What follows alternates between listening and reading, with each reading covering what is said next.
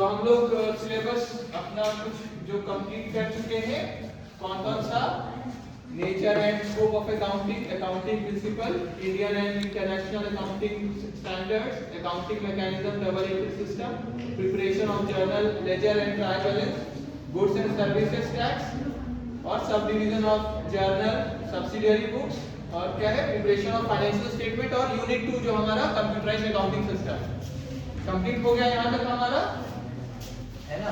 तो इसको हम लोग रिवीजन कर लेते हैं, ठीक है।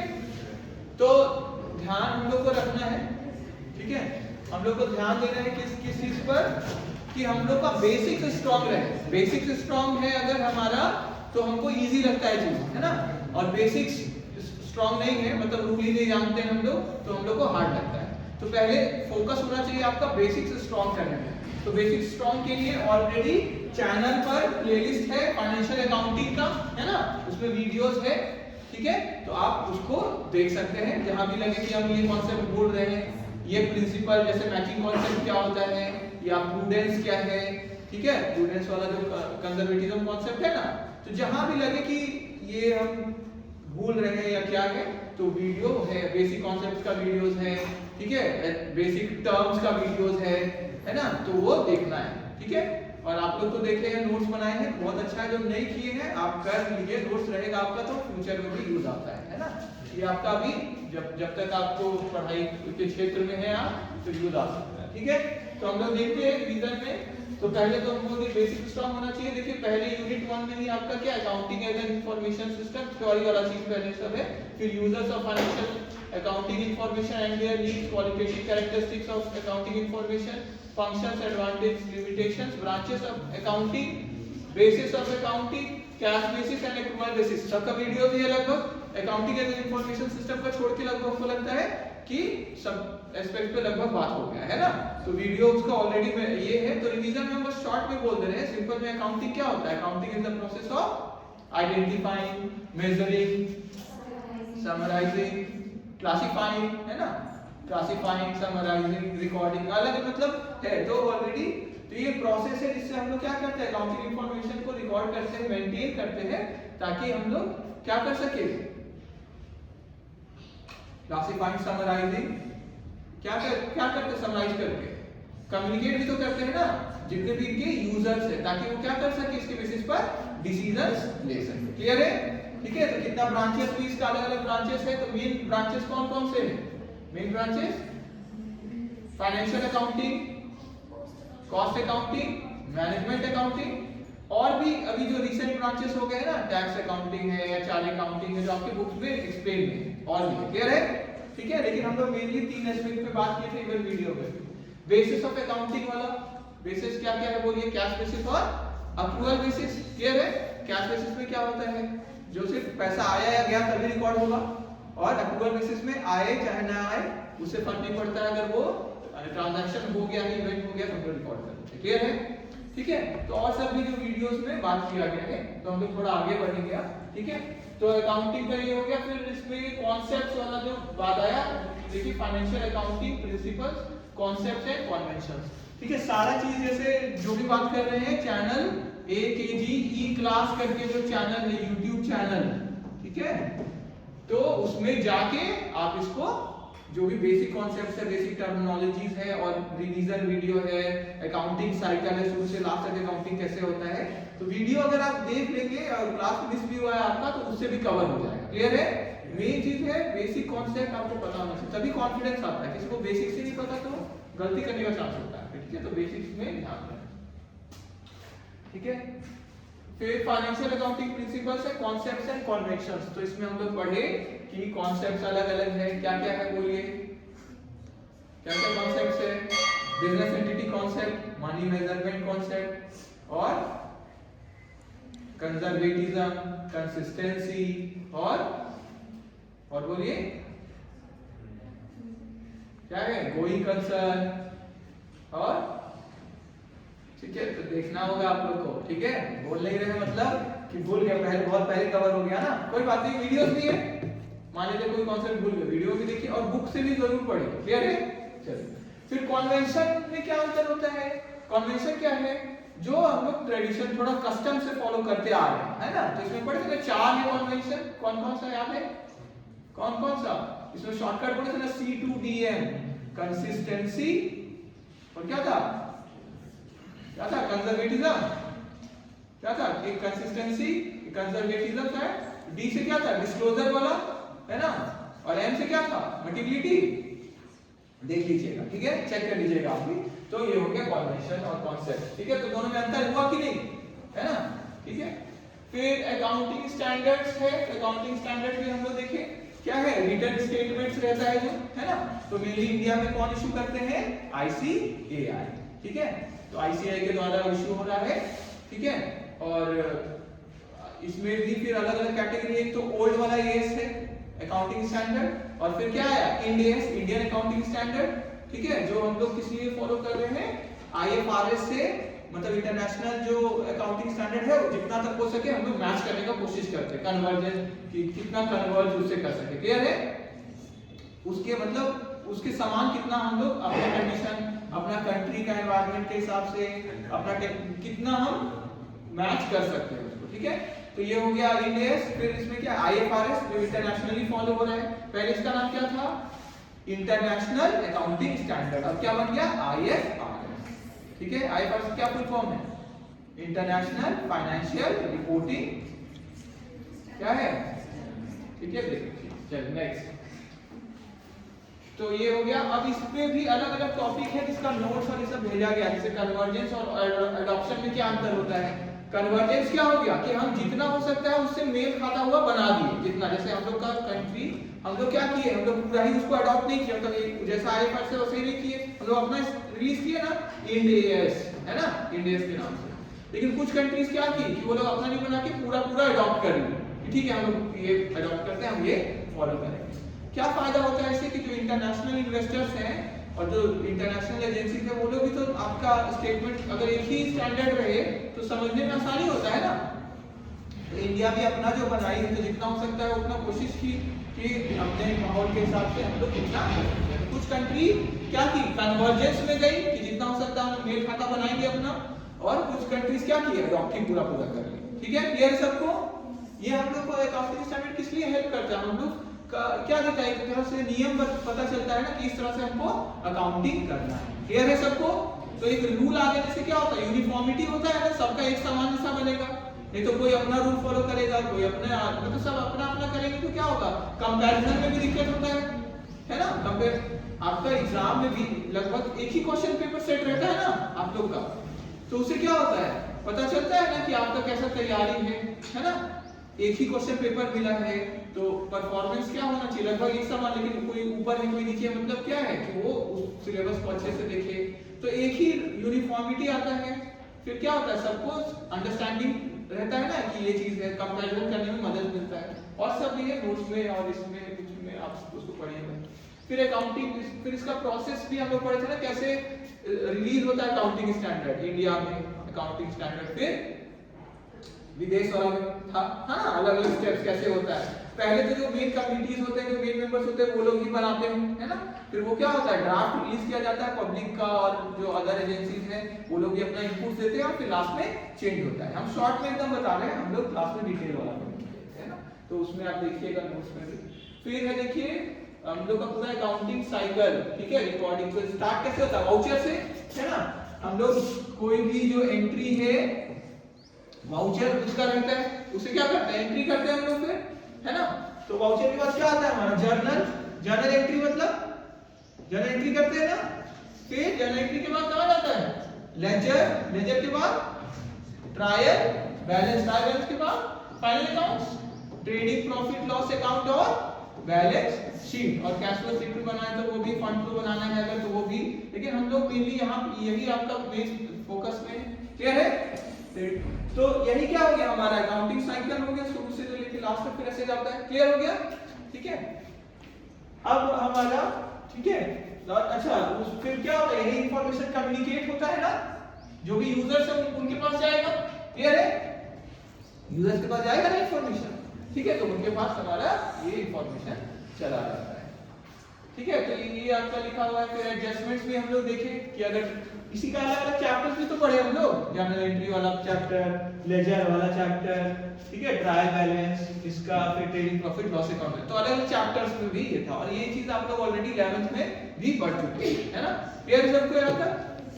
फिर हम लोग देखें इसमें एडजस्टमेंट्स वाला भी पार्ट, कि अभी जो हम लोग डिस्कस भी करते प्रीवियस ईयर पे, अगर कुछ एडजस्टमेंट है तो उसका क्या इफेक्ट होता है, तो डबल इफेक्ट होने लगता है ना, जिसका एंट्री नहीं हुआ तो उसको क्या करते हैं हम लोग, डेबिट वाला भी इफेक्ट जाएगा और क्रेडिट वाला भी जाएगा, क्लियर सबको, ठीक है, क्योंकि रिकॉर्ड जब भी हम करते हैं तो हम लोग जानते हैं अकाउंटिंग डबल एंट्री सिस्टम से अगर कर रहे हैं तो डेबिट भी है और क्रेडिट भी है, तो इसीलिए वो दो जगह असर करता है ना। तो हम लोग एडजस्टमेंट भी देख लिए और शुरू से लेके लास्ट तक वाला ये देखिए, ठीक है। तो इसमें हम लोग अलग अलग जो स्पेशल एडजस्टमेंट्स देखे थे फाइनेंशियल फाइनल अकाउंट्स में, है ना, अलग अलग एडजस्टमेंट्स था ना, कि प्रीपेड वाला हो सकता है, फिर आपका आउटस्टैंडिंग वाला अगर एक्सपेंसेस है, ठीक है, फिर डेप्रिसिएशन का अगर प्रोवाइड नहीं हुआ उसका, क्लोजिंग स्टॉक का, ठीक है। तो इसी तरह हमारा जो अलग अलग मैनेजर्स कमीशन वाला भी फिर हम लोग देखे, है ना, बैड डेट्स वाला देखे, डाउटफुल डेट्स वाला देखे, प्रोविजन देखे, डिस्काउंट पर भी प्रोविजन और, ठीक है, और discount on debtors on creditors वो भी देखे।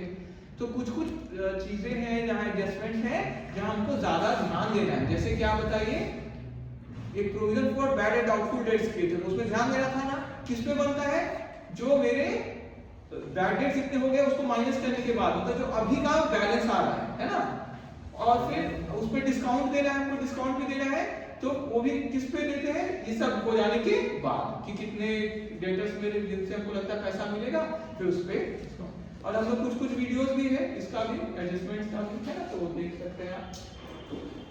फिर कंप्यूटराइज्ड अकाउंटिंग सिस्टम जो आपका यूनिट 2 में खत्म हो गया। अच्छा, गुड्स एंड सर्विस टैक्स भी तो है ना। फिर एक डबल एंट्री सिस्टम वाला भी चैप्टर जो आपका था, तो इसमें भी हम लोग वो एक मैकेनिज्म देखे ना, कि अकाउंट एसेट्स इक्वल टू क्या होता है, क्या होना चाहिए, assets equal to liabilities plus capital वाला। तो इसको हम लोग वो स्टेटमेंट बना के इस तरह से सॉल्व भी किए थे, है ना, डिटेल वाला वीडियो भी है ऊपर चैनल पे, तो उससे भी होंगे, आप देख लीजिए वो, ठीक है। फिर हम लोग accounting mechanism, preparation of journal, ledger, trial balance, इसका भी वीडियोस भी है, क्लियर है, तो जहां लगे आप थोड़ा डाउट देख सकते हैं। फिर जीएसटी वाला में देखिए कि जीएसटी जब टैक्स वाला जब चीज आता है तो इसमें हम लोग को ध्यान देना है क्या, कि इंट्रा स्टेट है, मतलब उसी स्टेट के अंदर, या क्या है, इंटर स्टेट, एक स्टेट से दूसरे स्टेट में गया है, तो इंटर स्टेट वाला अगर जीएसटी है, goods and services tax reform, है ना, ध्यान में रखिएगा, गुड्स एंड सर्विसेज, ठीक है। तो यहाँ इंट्रा स्टेट है, उसी स्टेट में हुआ, तो कौन कौन सा टैक्स लग रहा है, सीजीएसटी और एसजीएसटी, और इंटर एक स्टेट से दूसरे स्टेट में गया तो आईजीएसटी। लेकिन यहाँ आईजीएसटी का फुल फॉर्म में आई मतलब इंटर नहीं है, कुछ लोग यही गलती कर देते हैं, इंटी क्या है, इंटी क्या है, इंटीग्रेटेड है ना, integrated goods and service tax है, यही है ना, ठीक है, चेक कर लीजिए, चेक करके बताइए, देखिए नहीं तो रॉन्ग होता है, एक मार्क्स में आ जाता है आईजीएसटी का फुल फॉर्म, गलत वो लिखते हैं, इंटर लिख देते हैं, ठीक है, क्या है बोलिए, इंटीग्रेटेड, ठीक है।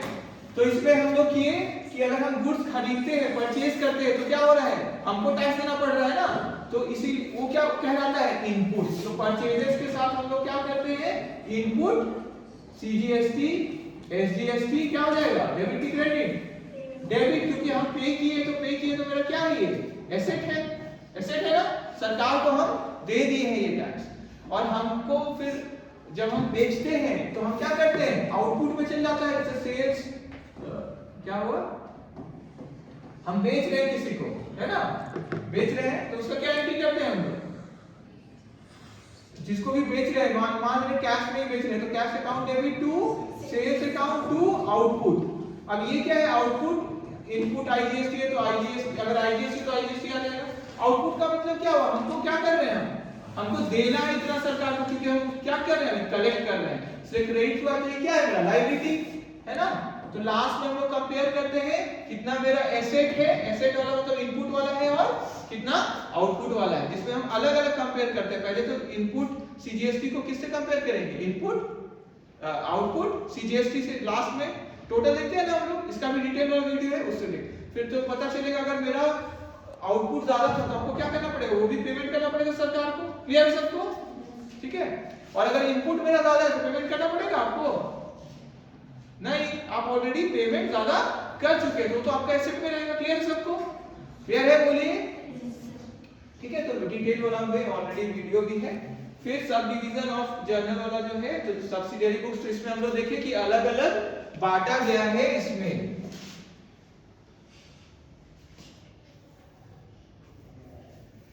ठीक है, बांटा गया है जर्नल को। बोलिए किस कितना कितना में बांटा गया जर्नल को? क्या था? 8 था ना सब डिवीजन ऑफ जर्नल। बोलिए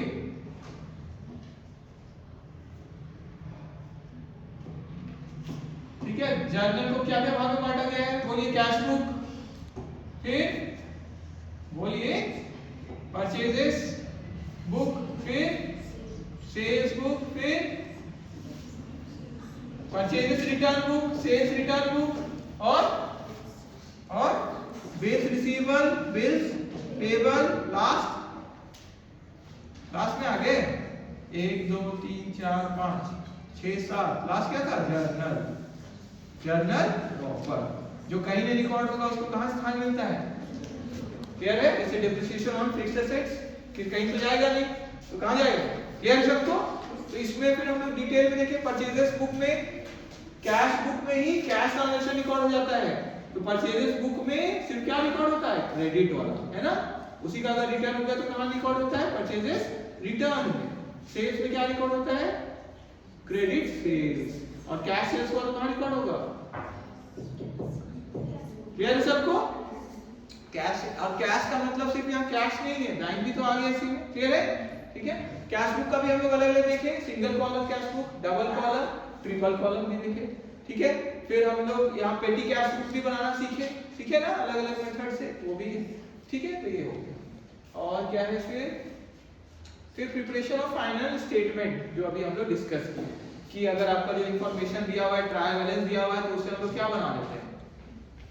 ट्रायल बैलेंस और एडजस्टमेंट्स कुछ दिए हुए हैं तो हम लोग फाइनल अकाउंट्स अपना तैयार कर लेते हैं। ठीक है, कभी कभी सिर्फ क्या दिया जाएगा, कुछ अदर इंफॉर्मेशन, कैश बुक दे दिया जाएगा इंफॉर्मेशन, उससे बनाइए। मतलब जैसा भी आपको इंफॉर्मेशन दिया हुआ है तो उससे हम लोग आगे का क्या स्टेप होगा वो समझते हुए बना सकते हैं, है ना? तो मेन अगर कॉन्सेप्ट क्लियर है और आप ये साइकिल समझते हैं कि पहले ये आता है जर्नल, लेजर, ट्रायल बैलेंस, किस तरह से बनता है, तो बनाने में आपको क्या है मतलब थोड़ा कॉन्फिडेंस मिलेगा। इसलिए बेसिक फोकस कर रहे हैं मेनली किस पे? बेसिक्स पे। अब आइए नेक्स्ट, कंप्यूटराइज्ड अकाउंटिंग जो आपका यूनिट 2 है, तो इसको हम लोग इसमें भी देखिए, पहला कंप्यूटराइज्ड अकाउंटिंग सिस्टम सिलेबस में लिखा हुआ है, तो लिखा है computerised accounts by using any popular accounting software. ठीक है, तो हम लोग किए टैली ERP 9 से, जिसमें हम लोग क्या किए? कंपनी क्रिएट किए, है ना? तो लिखा हुआ सिलेबस में देखिए, creating a company, configure and feature settings, जो आपको भेजे हुए हैं नोट्स। क्लियर है सबको ये? फिर अकाउंटिंग लेजर्स को क्रिएट करना, ग्रुप्स को क्रिएट करना, creating stocks items and stock items and groups, voucher entry जो हम लोग ऑलरेडी कर लिए, generating reports, cash book, ledger account, trial balance, profit loss account, फिर बैलेंस शीट है, कैश फ्लो स्टेटमेंट है, selecting and setting a company, backup and restore data of a company. तो हम लोग टैली ERP 9 वाला शुरू किए, तो जिसका नोट्स भी आपके पास है उसको हम लोग मेंशन कर सकते हैं। तो लेकिन अगर डायरेक्ट कोई टॉपिक आ गया, जैसे क्रिएट कैसे करेंगे आप कंपनी, हाँ, आप क्या लिखेंगे कि हम लोग किए हैं काम टैली ERP 9 में, और उसमें ये स्टेप होता है क्रिएट करने का। आप समझ में आया? ये पहले आपको लिखना पड़ेगा, नहीं तो आप सीधे लिखेंगे कि तो पता कैसे चलेगा कौन सा सॉफ्टवेयर का लिख रहे हैं? क्लियर है?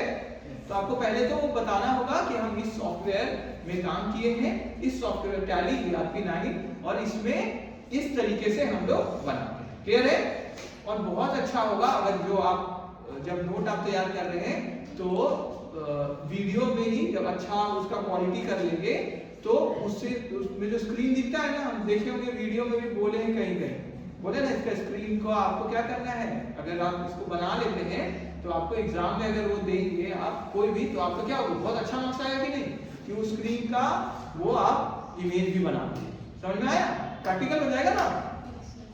ठीक है, तो करना चाहिए। ठीक है, लास्ट ईयर में भी जो लोग थे वो लोग कुछ बच्चे लोग हम बोले तो चाहे बोलो करना चाहिए, ताकि कम से कम एक दो स्क्रीन आप तैयार रखिए अपने लिए। कौन सा, जैसे गेटवे ऑफ टैली जो पहला स्क्रीन आता है ना वो, ठीक है, उसमें तो ज्यादा रहता ही नहीं है। मेन कौन सा स्क्रीन का पार्ट हम बोल रहे हैं, मिडिल वाला पार्ट, वो इधर जो शॉर्टकट रहता है वो नहीं हम बोल रहे। जो गेटवे ऑफ टैली के नीचे में रहता है ना अकाउंट्स इन्फो रहता है नहीं ये, वो सब जो नीचे में क्या रहता है बैलेंस शीट प्रॉफिट, बस उतना ही बोल रहे हैं। क्लियर है? उतना ही अगर आप बना देंगे तो आपका आंसर प्रैक्टिकल बनेगा कि नहीं, मतलब अच्छा लगेगा ना देखने में कि इमेज भी दे दिए हैं सॉफ्टवेयर का, तो आपका प्रैक्टिकल आंसर और आपको भी अच्छा लगेगा मेरे कि हम क्या किए, कुछ अच्छा एक्स्ट्रा वहां पे, ठीक है, प्रेजेंट करके आए, तो अपने भी अच्छा लगता है प्रैक्टिकल आंसर प्रेजेंट करना, ठीक है। और कुछ कुछ शॉर्टकट कीज भी आप अगर लिखेंगे कि ये होता है शॉर्टकट की, जो हम लोग डिस्कस किए ना, स्टूडेंट सेव करने के लिए कंट्रोल+A, कंपनी में जाने के लिए ऑल्ट F3, चेंज कंपनी, अलग अलग जो भी क्लियर सबको, जर्नल का ये होता है, ठीक है, परचेज वाउचर पे जाते हैं तो ये होता है, तो ये सब जो आप लिखेंगे, ऑलरेडी नोट्स भी भेजा हुआ उसमें भी है, पर आप जब वो पिक्चर भी बनाएंगे और थोड़ा सा लिख देंगे तो बहुत ही अच्छा आपका आंसर है, ठीक है, क्लियर सबको। तो ये हो गया हमारा यूनिट 2। अब जब बात करते हैं हम लोग इंपॉर्टेंट चीजों का, ठीक है, एग्जाम के लिए मेनली हम किस पे ज्यादा फोकस करें, ठीक है। तो मेनली जो पहला तो आपका पहला ही यूनिट वाला यूनिट में है क्या, अकाउंटिंग के बारे में आपको जो लिखना है, उसमें जो छोटा छोटा शॉर्ट नोट्स है, जैसे बेसिस ऑफ अकाउंटिंग है ना, फिर ब्रांचेस ऑफ अकाउंटिंग, अकाउंटिंग क्या होता है उसको बताइए, एडवांटेज डिसएडवांटेज लिमिटेशंस, ठीक है, समझ गए? कुछ लोग बहुत अच्छा कर रहे लिख भी रहे हैं, ठीक है।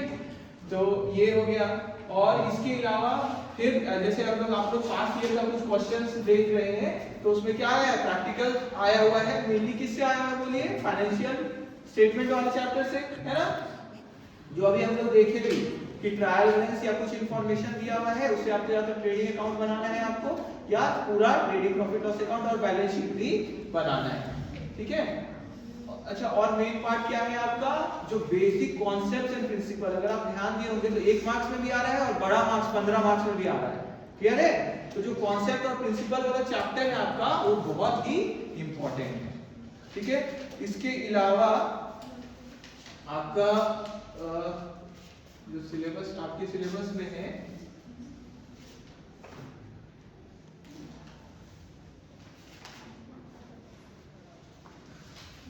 ठीक है, अकाउंटिंग स्टैंडर्ड्स बहुत इंपॉर्टेंट है, बहुत ही इंपॉर्टेंट, ठीक है। तो पहला 3 चैप्टर थ्योरी एस्पेक्ट से बहुत इंपॉर्टेंट है, ठीक है, थ्योरी एस्पेक्ट से, ठीक है। फिर कंप्यूटराइज्ड अकाउंटिंग सिस्टम का बार बार आता है ना, बस देखिए जैसे 23 में भी आया है, कंप्यूटराइज्ड अकाउंटिंग सिस्टम को डिफाइन करिए, उसका एडवांटेज और डिसएडवांटेज के बारे में बताइए, तो वही जो क्वेश्चन नंबर 1 आपको भेजे हुए, क्लियर है, ठीक है।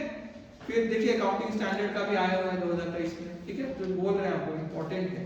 फिर ठीक है, प्रैक्टिकल में जैसे और सब जो आपका ब्रांच अकाउंटिंग हो गया, डेप्रिसिएशन हो गया, ठीक है, फिर आपका लीफो फीफो ये सब हो गया, receipt and payment account MPO वाला जो पार्ट हो गया, ठीक है, ये इंपॉर्टेंट है।